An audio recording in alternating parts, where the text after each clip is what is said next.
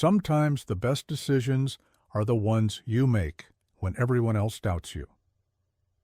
Welcome back to Lakers News Fan Report. I'm here to bring you the latest updates, breaking developments, and exclusive insights about our beloved purple and gold. Make sure you're subscribed because we're diving deep into every move, every strategy, and every decision that shapes our championship pursuit. Today, I need to talk to you about something that's been creating conversations across NBA circles, and it involves a name that still echoes through the halls of Crypto.com arena. Stay with me because by the end of this video, you'll understand exactly why the Lakers front office deserves more credit than they're getting and why our championship window just got wider. Let's get into it. December 2024 marked a turning point for our Lakers. Not because we added a superstar, but because we made a decision that required courage, foresight, and an honest assessment of where this team needs to go. I'm talking about the trade that sent D'Angelo Russell to Dallas in exchange for Dorian Finney-Smith. At the time, some fans questioned the move. Others celebrated it. But here we are, less than 2 months later, and the clarity of that decision has never been more apparent. I want to walk you through why this matters, what's happening right now across the league, and most importantly, what this means for our Lakers moving forward into the trade deadline and beyond. Let me paint you a picture of where we stand today. The Lakers made a calculated move to upgrade their defensive identity and add a proven 3-and-D wing in Finney-Smith. Meanwhile, D'Angelo Russell landed in Dallas with expectations sky high. The Mavericks were coming off a finals appearance, and they believed adding a veteran playmaker would stabilize their backcourt alongside Kyrie Irving and Luka Doncic. Fast forward to today, and I'm here to tell you that the situation in Dallas has become exactly what many of us predicted, and it validates everything our organization has been building toward. Right now, D'Angelo Russell is experiencing the most challenging stretch of his professional career. Through his first 15 games with the Mavericks, he's averaging just 11.9 points, 4.9 assists, 8 rebounds, and 0.5 steals in 22 minutes per game. These are career-low numbers across the board. His shooting percentages tell an even more concerning story. He's hitting only 38% from the field and a staggering 22.7% from beyond the arc. For a player whose entire offensive value is built on scoring efficiency and three-point shooting, these numbers represent a complete collapse of his game. Advanced metrics paint an equally troubling picture. His value over replacement player is negative, his win shares per 48 minutes are in the red, and he's been relegated to a bench role where he's struggling to make any meaningful impact. Now, before anyone thinks I'm here to bash D'Angelo Russell as a person or player, let me be crystal clear about something. Russell had some genuinely memorable moments in purple and gold. His performance during our 2023 playoff run to the Western Conference Finals showed flashes of brilliance. There were games where his shot creation and ability to space the floor opened up opportunities for LeBron and AD. I'll always appreciate those contributions, and I think most Lakers fans will remember the positives from his second stint with us. But here's where reality meets emotion in professional basketball.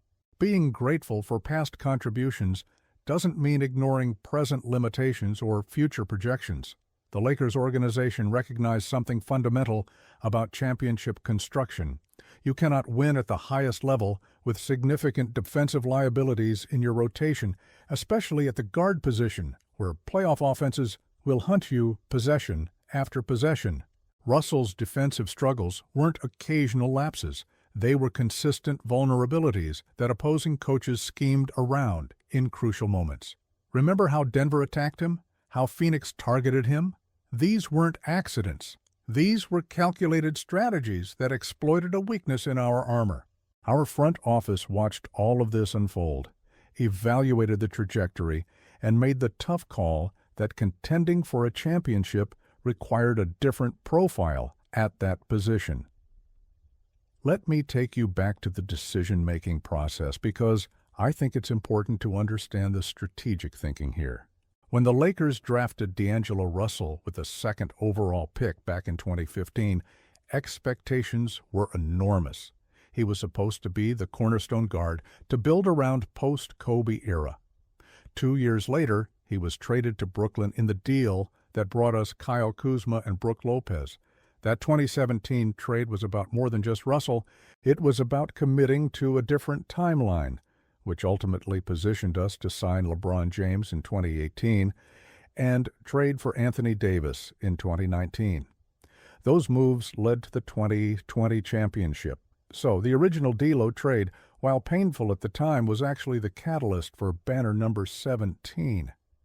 When Russell returned to the Lakers in 2023, it felt like a redemption story.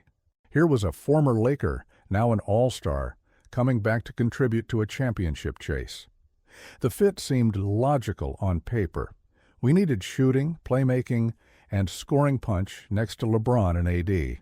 Russell provided all of that in spurts, but consistency remained elusive, and the defensive concerns never disappeared. They actually intensified under playoff pressure. The Lakers' coaching staff and front office had to ask themselves a fundamental question as they evaluated the roster for the 2024-25 season and beyond. Can we win a championship with this current construction? The honest answer was complicated, which is why December's trade happened. Trading D'Angelo Russell for Dorian Finney-Smith wasn't about giving up on this season. It was about maximizing our championship odds by addressing a glaring need. Finney-Smith brings exactly what modern playoff basketball demands. He's a versatile defender who can guard multiple positions. He spaces the floor with consistent three-point shooting.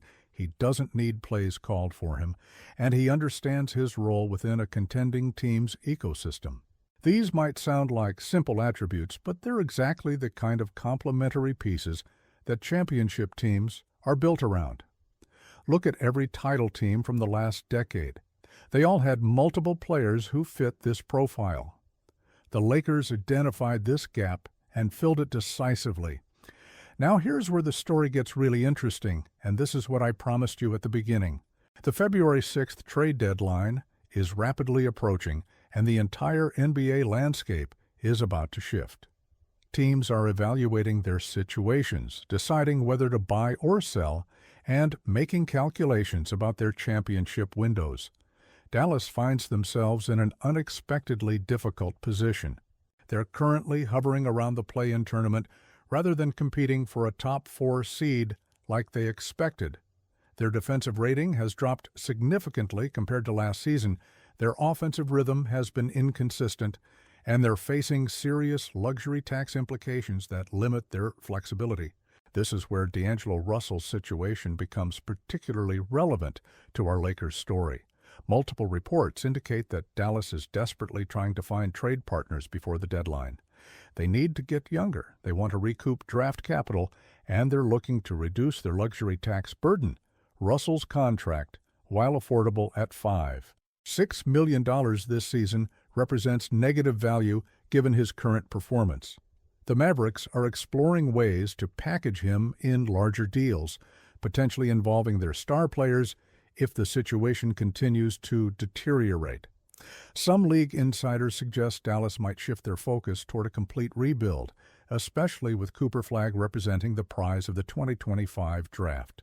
This would put players like Kyrie Irving firmly on the trade block, and Russell would need to be included in any significant deal just to make the money work. Here's the critical point I need you to understand.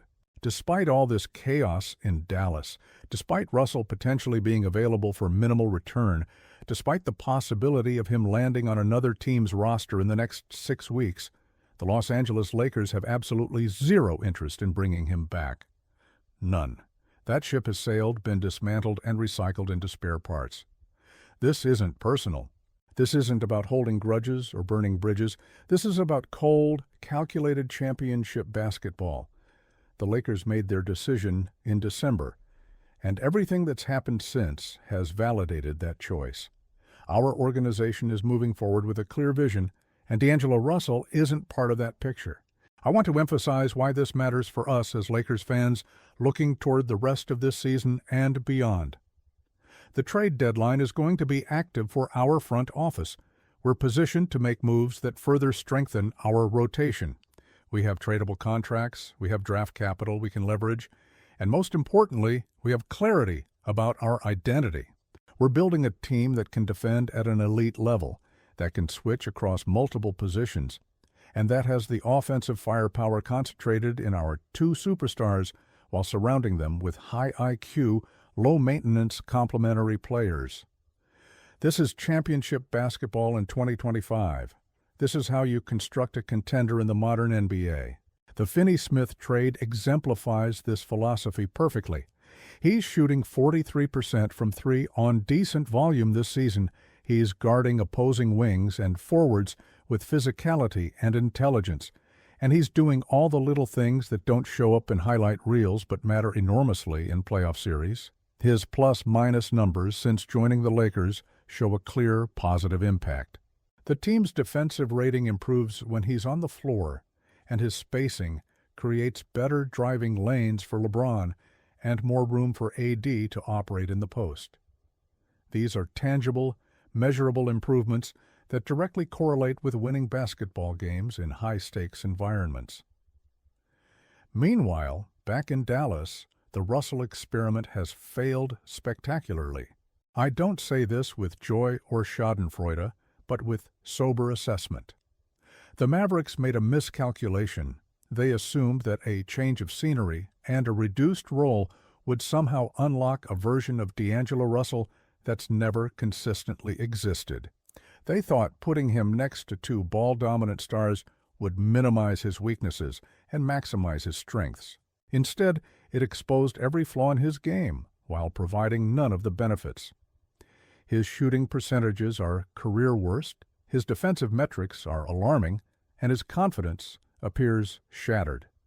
This is what happens when teams make moves based on hope rather than evidence-based evaluation.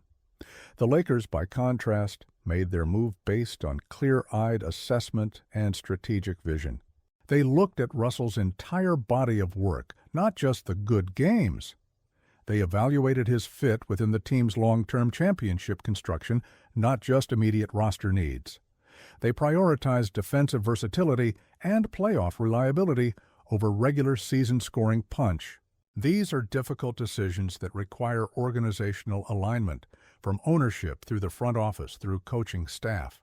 But these are exactly the kinds of decisions that separate championship organizations from perpetual treadmill teams. As we approach the trade deadline, I'm watching our Lakers with genuine optimism. We're currently positioned well in the Western Conference standings. Our superstars are healthy and productive, and our role players understand their assignments. More importantly, we have the flexibility to make additional moves if opportunities present themselves. Whether that means adding another wing defender, finding a backup big man, or upgrading our perimeter shooting, our front office has options. They've created those options by making tough decisions like the Russell trade, by maintaining valuable contracts, and by preserving future draft capital. Let me address the elephant in the room that some fans might be thinking. Could Dangelo Russell potentially end up on another team and find success? Of course it's possible. Basketball is unpredictable, and players sometimes figure things out in new environments. But that possibility doesn't make it the Lakers' responsibility to take on that project. We're not a rehabilitation center for struggling veterans. We're a championship or bust organization with two generational talents in LeBron James and Anthony Davis, both of whom are in their prime contending windows. Every roster spot, every dollar of salary cap, every minute of playing time must be optimized for championship pursuit. Russell doesn't fit that equation anymore, and pretending otherwise would be organizational malpractice. The broader lesson here extends beyond just one player or one trade. It's about how championship teams make decisions. They remain ruthlessly focused on the ultimate goal. They don't get sentimental about past relationships or previous draft picks. They constantly evaluate whether their current roster construction gives them the best chance to win a title, and they make adjustments when the answer is no.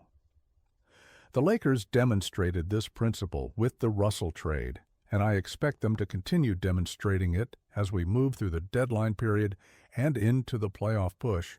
Looking at our current roster, I see a team that's positioned to make noise in the postseason.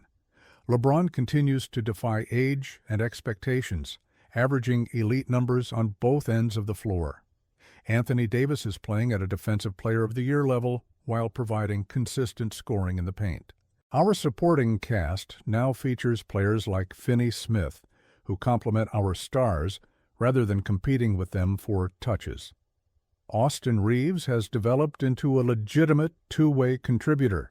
Rui Hachimura provides scoring versatility and improved defense. Jared Vanderbilt, when healthy, adds defensive intensity and rebounding. This is a cohesive unit that understands its identity and executes its game plan. The path forward is clear. Stay healthy, continue building chemistry, make smart moves at the deadline if opportunities arise, and enter the playoffs with confidence in our defensive identity and offensive firepower. The Western Conference remains wide open. Denver has had injury issues. Phoenix is trying to integrate multiple stars. The Clippers are inconsistent. Golden State is in transition. We have as good a chance as anyone to represent the West in the finals, and our recent moves have only strengthened that case. So as we watch Dangelo Russell struggle through his worst professional season in Dallas, as we see the Mavericks desperately trying to find trade partners, as we hear speculation about potential moves and roster changes, we as Lakers fans can feel confident that our organization made the right call. We can appreciate Russell's contributions during his time here, while acknowledging that moving forward without him was the correct strategic decision. We can wish him success in his future endeavors while being grateful he won't be wearing purple and gold anymore. This is championship basketball. This is how elite organizations operate. This is why the Lakers have 17 banners hanging in the rafters. They make tough decisions at the right time. They prioritize fit over name recognition, and they never stop pursuing excellence.